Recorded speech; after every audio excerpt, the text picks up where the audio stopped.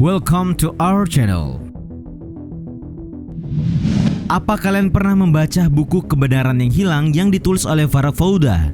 Nah, buku ini merupakan salah satu buku kontroversial dalam kepustakaan Islam. Soalnya buku ini mengungkap sejumlah sejarah Islam yang terbilang kelam. Karena itu penulisnya Farag Fauda diakhiri hidupnya oleh orang yang marah karena bukunya ini. Simak deh ulasan kami untuk kalian ketahui bagaimana isi buku ini. Tapi sebelum lanjut, kami ingatkan kembali untuk subscribe channel ini dan aktifkan lonceng notifikasi kamu untuk mendapatkan video edukatif dari Data Fakta.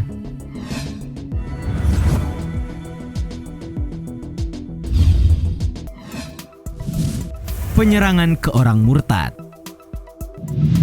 Apakah kalian pernah mendengar kalau Khalifah Abu Bakar pernah menyerang orang-orang yang dituduh telah keluar atau murtad dari Islam? Nah, kebijakan Abu Bakar As-Siddiq untuk memerangi orang yang telah dituduh murtad itu dikenal sebagai Perang Riddah. Begitulah, ternyata setelah Nabi wafat ada ribuan orang Arab Islam yang dianggap telah murtad atau keluar dari Islam.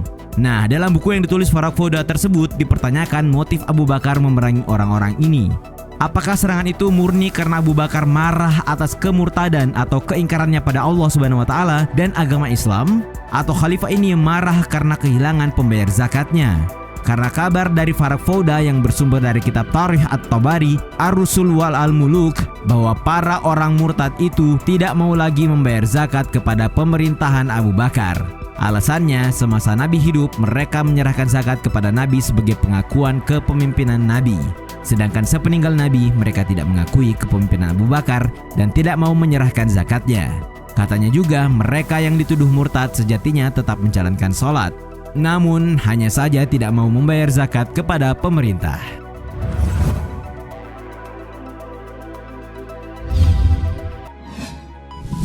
Abu Bakar diprotes Umar. Nah, tadi kan sudah disampaikan kalau di masa Khalifah Abu Bakar, tulis Farag Fauda, sejumlah orang tidak mau membayar zakat lalu dianggap murtad dan diperangi. Tahukah kalian kalau ternyata Umar bin Khattab, khalifah selanjutnya, sempat memprotes atau menentang langkah yang ditempuh Abu Bakar? Farag Fauda bersumber dari Musnad Imam Ahmad bin Hambal juz 1 halaman 181 menyebut kalau Umar berkata kepada Abu Bakar, "Apakah Anda hendak memerangi mereka sementara Anda mendengar Rasulullah melarang memerangi orang yang telah mengucapkannya?" Atas ini Abu Bakar menjawab teguran itu, "Demi Allah, saya tidak membedakan antara sholat dan zakat. Saya akan memerangi siapa saja yang membedakan antara keduanya." Ya, begitulah Abu Bakar tetap akan memerangi mereka meski Umar bin Khattab sudah memperingatkan dengan menyebut kembali ajaran Nabi Muhammad SAW. Bahkan bersumber dari Tarikh At-Tabari juz 3 halaman 251, Abu Bakar tetap akan memerangi mereka dan akan membakar mereka serta menjadikan istri dan anak mereka sebagai tawanan.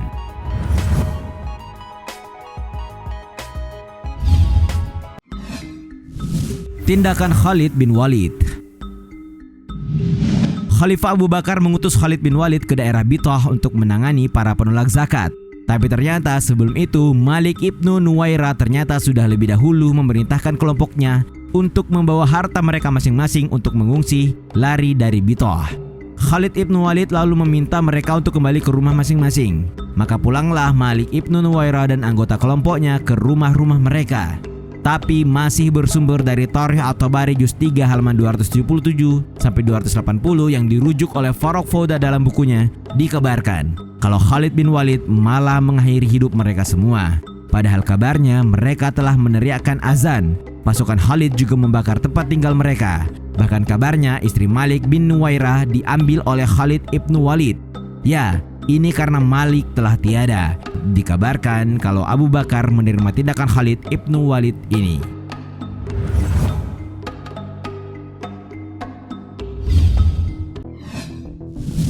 Dewan Musyawarah Umar. Saat Khalifah Umar bin Khattab sudah semakin renta dan sakitnya semakin parah, para sahabat meminta Umar untuk menunjuk 6 orang yang dianggap Khalifah Umar bisa menggantikan dirinya. Akhirnya Khalifah Umar menunjuk Ali bin Abi Thalib, Utsman bin Affan, Abdurrahman bin Auf, Sa'ad bin Abi Waqqas, Zubair bin Al-Awwam, dan Tolhah. Nah, pembentukan majelis syuro yang terdiri atas 6 orang sahabat senior ini selalu dipuji-puji dan dianggap sebagai cikal bakal lahirnya demokrasi.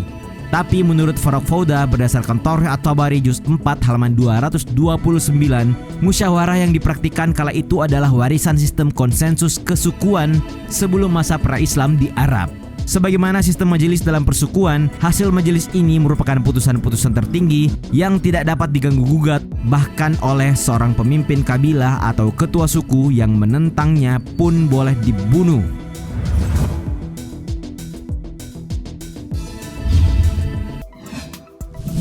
Pemberontakan terhadap Utsman. Akhirnya Majelis Syuro yang terdiri atas 6 orang telah memilih Utsman bin Affan. Tapi tahukah kalian kalau akhir pemerintahan Utsman ini sungguh tragis? Utsman terbunuh ketika dirinya menjabat sebagai khalifah. Orang-orang menyebut kalau yang melakukan itu adalah Amr ibnu Hamik al-Khuzai. Kabarnya dalam kitab Ibnu Katsir Al-Bidayah wa Al-Nihayah juz 7 halaman 208 dan juz 8 halaman 48 disebutkan bahwa Amr ibnu Hamik inilah salah satu dari 4 orang yang menikam dada Utsman. Kabarnya saat Amr melompat ke dada Utsman, ia lalu menikam dengan 9 tikaman sambil berkata, "Adapun 3 tikaman karena Allah dan 6 tikaman karena dendam di dalam dadaku."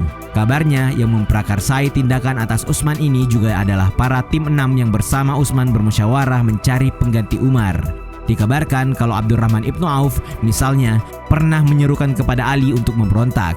Tolha juga pernah memprovokasi para pemberontak. Wallahu a'lam bishawab.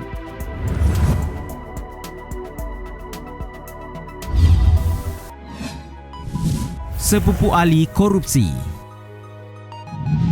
Dikabarkan juga kalau di zaman pemerintahan Ali bin Abi Thalib ada sepupu Ali yang melakukan korupsi. Ya, dia adalah Abdullah ibnu Abbas yang merupakan pengurus Baitul Mal di Bosrah. Ali mendengarkan laporan terkait ini dari pengurus Baitul Mal lainnya, yakni Abu al-Aswad al-Duwali.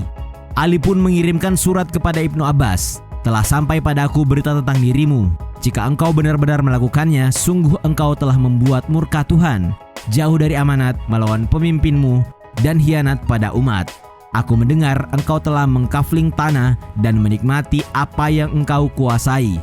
Tunjukkan padaku laporanmu sebelum perhitungan Tuhan yang lebih keras menimpamu." Begitu kata Ali. Namun Ibnu Abbas mengelak. Bahkan Ibnu Abbas bin Abbas menghimpun semua yang tersisa di Baitul Mal yang jumlahnya sekitar 6 juta dirham. Lalu ia melarikan diri bersama sanak keluarganya.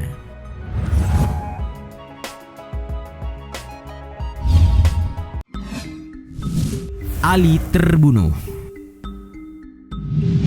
Ali akhirnya menjadi khalifah pengganti Utsman bin Affan. Tadi kita sudah sampaikan kalau orang kepercayaan Ali yang merupakan sepupunya sendiri telah menggelapkan harta milik Baitul Mal. Saat Ali mengonfirmasi ini, Abdullah ibnu Abbas hanya mengungkit betapa Ali sudah banyak menumpahkan darah demi kekuasaan dan tahta, bukannya memberi pertanggungjawaban. Ali pun membalas surat Ibnu Abbas dengan memperingatkan bahwa Ibnu Abbas juga ikut dalam pertarungan itu, dan Ali meminta laporan keuangan dengan tegas. Tapi yang ada Ibnu Abbas kabur. Hal yang juga perlu diketahui adalah sejak awal sudah ada pertentangan politik terkait siapa penerus kepemimpinan Nabi. Kita tahu ada kelompok yang menginginkan Ali sebagai khalifah yang kini dikenal dengan kelompok Syiah. Tapi ada juga kelompok Khawarij, yakni kelompok yang menolak perdamaian antara Ali dan Muawiyah. Dan kalian tahu, kaum Khawarij inilah yang akhirnya meregangkan nyawa Ali bin Abi Thalib. Itulah tadi sejumlah peristiwa sejarah yang diungkapkan Farrokh Fauda dalam bukunya. Bagaimana menurut kalian terkait buku Farrokh Fauda ini?